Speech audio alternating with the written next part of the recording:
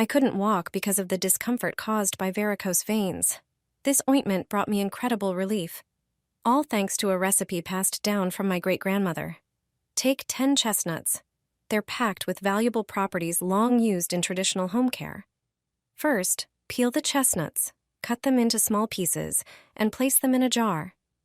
Then prepare about 5 ounces of coconut oil. Warm it up in the microwave and pour it over the chestnuts. Place the jar in a water bath and let it simmer for about an hour so the ingredients blend well. After that, strain everything through gauze. Add a bit of beeswax to give the ointment a thicker consistency, then mix in a few drops of your favorite essential oil. I use rosemary. It smells amazing and enhances the benefits of the ointment. Pour the finished cream into a clean jar and store it in the fridge. Apply morning and evening, gently massaging it into areas affected by varicose veins. This preparation also works wonderfully as a soothing compress for tired joints.